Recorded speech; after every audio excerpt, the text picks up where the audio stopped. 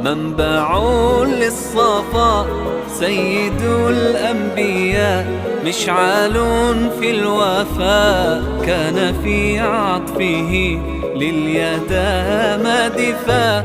حن قلبي له فاض شوقا إليه، ليس أرجو سوى شربة من يديه. الصلاة عليه والسلام عليه، للسماء ارتقى فأتى بالنقاء، وغدا وجهه